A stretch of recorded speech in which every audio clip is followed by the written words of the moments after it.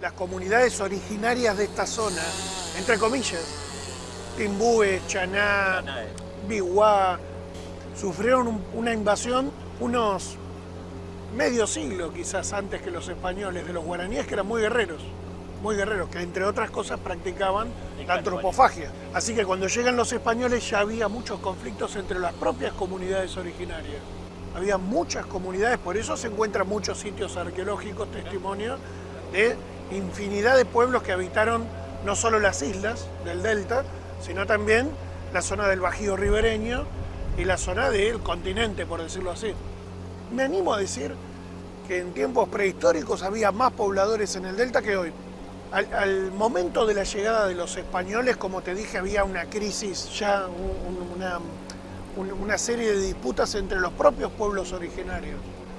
Pero después rápidamente los españoles avanzan sobre esto. No es un capítulo que se defina en pocos años, porque como sabemos la primer Buenos Aires fracasa.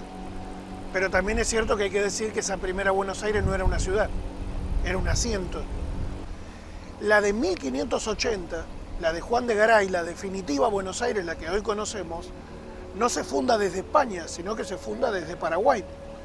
Y son paraguayos, vecinos del Paraguay, los que fundan la definitiva Buenos Aires. Pero es un proceso bastante complejo en el que en el transcurso de algunas décadas, que van desde 1540, en que la presencia hispánica se consolida en toda esta zona, desde Paraguay, Santa Fe hasta Buenos Aires, hasta 1580, la presencia de los aborígenes es muy velozmente desplazada. Algunos son derrotados militarmente, el famoso combate de Corpus Christi, pero después otros se desplazan, porque no estaban dispuestos a vivir la vida a la que los españoles los querían reducir. En pueblos, eran cazadores-recolectores, de golpe hacerlos vivir en un pueblo, tener una iglesia, cambiar su religión, su forma de vestir, su forma de comer. Muchos se alzaron, como se decía en la época, hacia el interior y se integraron con los pueblos pampas. Otros vivieron como cimarrones aquí adentro del delta, que durante algunos años, algunas décadas, se fueron conformando pueblos de pequeños reductos, de maleantes, incluso de negros que se escapaban, negros esclavos que los españoles traían. En la época colonial esta era una zona muy marginal. Hay un colega de Zárate, Sergio Robles, que hizo un interesante trabajo de investigación sobre todo el delta del Paraná.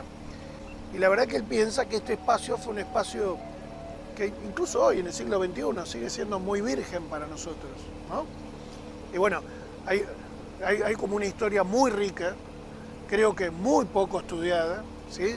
Y además poco valorada, porque la mayoría de los pueblos de la provincia de Buenos Aires que tienen superficie sobre el delta, la mayoría, no digo todos, vivimos a espaldas del río, ¿no? Y vivimos a espaldas de esa historia tan rica, que es mucho más rica incluso que lo que vino después. Y lo que pasa acá en el delta fue que pudieron extenderse un poco más. Esto tiene que ver de por qué este sitio de las Vizcacheras fue algo real, porque este fue un reducto. Casi todos los aborígenes de nuestra zona se salvaron de las encomiendas. Al famoso don Alonso de Escobar no le dieron ninguna encomienda. Y los indios quedaron acá, mal llamado indios, los aborígenes quedaron aquí limpiando terrenos, se extendieron en el tiempo hasta 1750, no fueron tocados, como que nuestra zona no fue tan horadada por los españoles. Tecnológicamente tenían mucho armamento, arcos muy grandes, boleadoras, eran piedras atadas con un cuero y podían cazar una primitiva avestruz que habitaba en esta zona. Luego les servía para enlazar a sus enemigos. Una variedad de recursos para este medio que estamos viendo ahora, que es emocionante estar acá, porque mucho no ha cambiado esto. En primer lugar, tengamos en cuenta que lo que vamos a ver ahora es muy distinto a lo que vieron ellos en su momento, porque el delta del Paraná, geomorfológicamente, es un paisaje muy joven. Tan joven que hace solo 9.000 años esto era mar. Así que estamos hablando de un paisaje que cambia año a año. Elegir un lugar tenía que ver con los mejores lugares para pescar, las pesquerías, que después lo llamaron así los españoles, los lugares desde los que sus canoas podían comunicarlos rápidamente con el continente, con tierra firme, para poder adaptarse, por ejemplo, a una creciente. ¿Qué pasó con los habitantes de las vizcacheras, ¿no? ¿Qué pasó con toda esa población originaria? Algunas de ellas, dijimos, se convirtieron en cimarrones, se mantuvieron al margen de la vida a la que los españoles querían someterlos. Otros fueron integrados, algunos, muy pocos, fueron reducidos en esos pueblos como el de Varadero, de 1614, 1615, el pueblo del Bagual, que en tierra firme los españoles fundaban y obligaban ahí a vivir. Pero también ese consumirse en sí mismo tuvo que ver con uno de los impactos más violentos que tuvo la conquista, porque a veces uno tiene la tentación de pensar que los españoles bajaron con las espadas a matar indios. Y la verdad que lo que pasó después fue bastante peor. Las enfermedades, la gripe, la viruela, las enfermedades que a los españoles tal vez eran unos días de cama, a los indios, por su aislamiento originario, los liquidaba.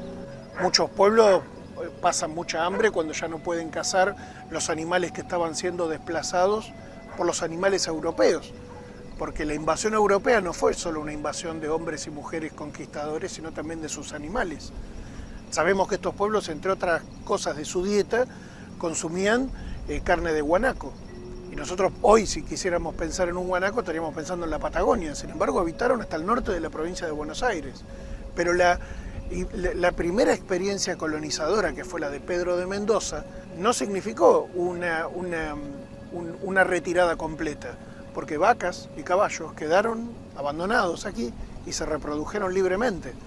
Es decir, el proceso de aculturación comienza no solo con un impacto epidemiológico, sino también incluso zoológico, porque las vacas y los caballos que se reprodujeron libremente después fueron aprovechados por los indios que aprendieron a andar a caballo, que aprendieron a aprovechar su cuero, y por los españoles que después aprovecharon esa riqueza como parte de uno de los recursos que se distribuían.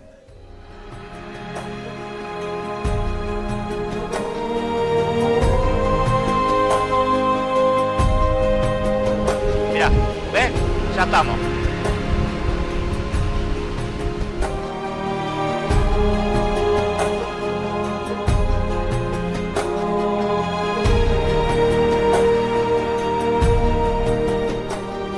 Este es el bendito tajamar.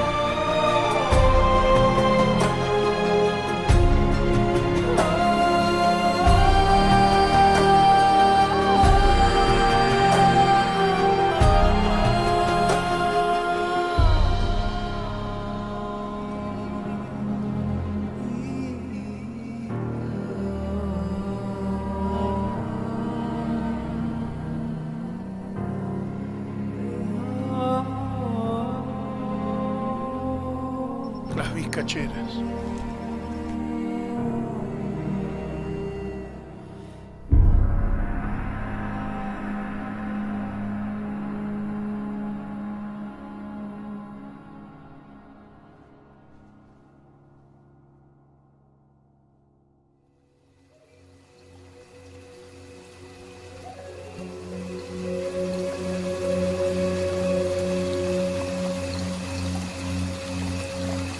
Qué expedición esta, ¿eh?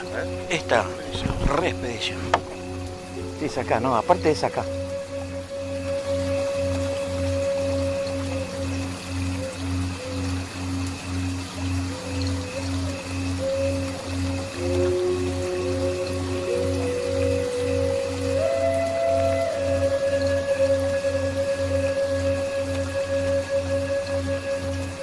Hemos encontrado cerámica.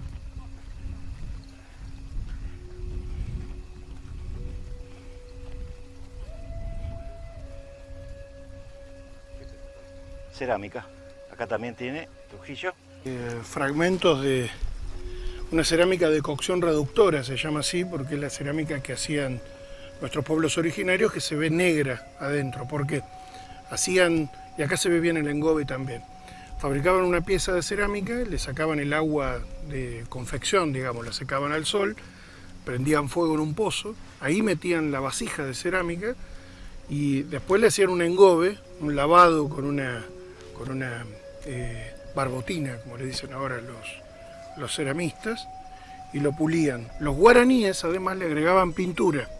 Si hiciéramos algún análisis, probablemente podríamos encontrar algún resto de lo que comieron, pero estas son piezas originales que probablemente tengan más de 500 años de antigüedad. Nosotros creo que desde el presente tenemos que reconocerlos como nuestros antepasados. Alguna vez algún historiador dijo que el presente es pasado acumulado, y entonces nosotros somos en parte una memoria acumulada de pueblos que habitaron este lugar, que jamás supieron que nosotros íbamos a estar aquí con esta tecnología, buscando residuos de su vida cotidiana, porque al fin y al cabo pedacitos de cerámica pueden ser imperceptibles para cualquiera, para nosotros son muy relevantes, una pieza muy linda para el Museo de Escobar, que lo que hace es representar el paso de hombres y mujeres que habitaron este suelo hace cientos, quizás más de 1000 años, cuando en Europa ni siquiera pensaban en este continente y había hombres y mujeres poblando el suelo que hoy estamos pisando. Estos descubrimientos son únicos. Te dan una dimensión 3D en la historia, que uno está parado, estamos en este momento, en unos primeros habitantes de lo que luego fue Escobar, lo que es Escobar. Así que es muy emocionante. Vinimos a mostrar el lugar y hemos hecho un pequeño gran descubrimiento. Este es el lugar, estas son las vizcacheras. Desde el año 1920 registramos siempre relatos sobre las vizcacheras. 2022 seguimos hablando de las vizcacheras. Es un mundo un mundo que repercutió, pero un mundo en el cual se lo consideró fantasma. Las vizcacheras no fue un asentamiento, se encontraban sí estos restos y demás, pero las vizcacheras siempre fueron las luces malas que vivían en este lugar. ¿Y qué son las vizcacheras? Las vizcacheras son restos y son fantasmas. No eran pueblos que vivían acá, pueblos muy organizados, y están acá, estuvieron acá, están acá, dije. Y te comento este furcio. Para nosotros los historiadores, cada vez que nos encontramos con un testimonio de esto, ¡tum!, parece que nos trasladamos en el tiempo. Conjugamos mal el verbo, nos sentimos como que estamos en aquel momento. En el imaginario colectivo de cualquier escobarense, de cualquier campanense, de cualquier tigrense, de cualquier vecino del delta del Paraná bonaerense, estos son residuos y el pasado prehispánico no existe, incluso el pasado histórico. Y la verdad que reconciliar a la gente con el pasado de su tierra es una misión que los historiadores tenemos. Demostrarles que a veces mirar el suelo, mirar para abajo, o mirar para arriba, mirar la fachada de algunas casas antiguas, mirar el suelo y encontrar tiestos de cerámica que hablen del pasado, es un poco reconstruir nuestra propia identidad. Como cuando uno piensa en sus ancestros, probablemente no puede ir más allá de sus bisabuelos, tatarabuelos. Pero aquí están antepasados que alguna vez poblaron esta tierra, que dejaron huella y que merecen ser redescubiertos como los primeros habitantes de esta zona. Y además también a los que merecen, creo, su reivindicación, su página en la historia, porque si no muchas veces pensamos que la historia de las ciudades empieza con su trazado, sus instituciones, su ferrocarril, sus industrias, sin pensar que hay siglos detrás de hombres y mujeres que habitaron esto y que merecen más que una página, creo que varios capítulos de la historia.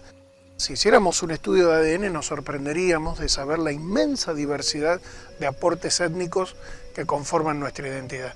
A veces uno piensa que viene de papá y mamá, y la verdad que por supuesto venimos de un papá y una mamá, pero también venimos de un montón de culturas, de un mestizaje muy profundo que incluye a todos esos pueblos que formaron este crisol de razas de toda la humanidad, porque no estoy diciendo nada que sea exclusivo de la Argentina, creo que toda nación es al fin y al cabo una suma de aportes genealógicos que incluyen, en el caso de los argentinos, de los escobarenses, de los habitantes del delta bonaerense, aportes sin duda de los inmigrantes europeos italianos que llegaron entre fines del siglo XIX y principios del siglo XX, pero también aportes de otros inmigrantes forzados, los africanos, de otros habitantes que estaban mucho antes que nosotros, y ahí están los querandíes, los timbú, los chaná, los tubí-chaminí, los guaraníes, esos pueblos que de alguna manera se integraron en vía de mestizaje o de estos testimonios que tenemos que recuperar. Era muy común en el viaje, así comentan los mayores, encontrarse con los nidos de las vizcachas. Peligro terrible número uno de los caballos. Caballos se metía la pata en la vizcachera, caballo muerto. Y paisano que tenía que caminar la pampa, que era muy complicada. Desde vacas salvajes que atacaban a los gauchos, a los habitantes, hasta los toros, otros animales. Veían a un animal caminando en dos patas y era pasto de los animales salvajes. Entonces la vizcachera eran tremendas, era muy común, cuando uno llegaba hasta acá por tierra, encontrarse con esos huecos terribles, ¿no? Empezamos a ver a los habitantes de las vizcacheras, como de todos estos sitios, como pueblos que supieron adaptarse al mundo, a su mundo, con una estrategia adaptativa muy particular. Lo que vino después fue un impacto muy violento, un impacto muy traumático para su vida cotidiana, que fue el proceso de la invasión europea. Tenían una dieta muy rigurosa, muy buena. Se han encontrado, que eso lo tenemos en el museo, un fémur, 40 centímetros, casi 50 centímetros de largo, lo que habla de un individuo de 1,85 m de altura. Fuerte constitución, ellos no murieron de hambre. ¿Qué sabemos de las vizcacheras? Que fue un sitio arqueológico que vale la pena recuperar, que hay que estudiar. También otra cosa importante, muchas veces en el imaginario colectivo se habla de estos sitios como cementerios de indios. ¿Por qué? Porque a esta cerámica, estas puntas de flecha, estos restos de óseos de animales se suelen encontrar incluso en territorios humanos. No algunos restos aislados, sino esqueletos humanos. Estos pueblos tenían la costumbre de enterrar a los muertos en el mismo lugar en que vivían.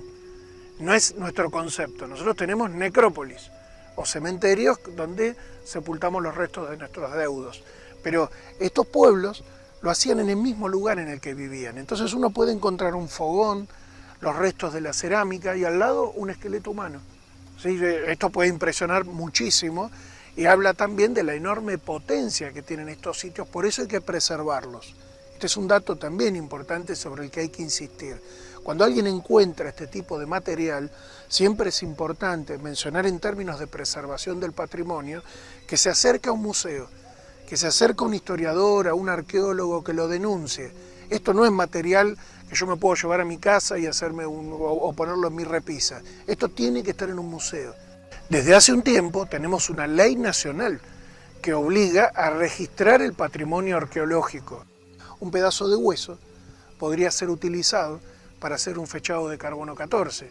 Si alguien lo agarra con las manos, lo contamina. Y el fechado de carbono 14 podría dar una antigüedad adulterada.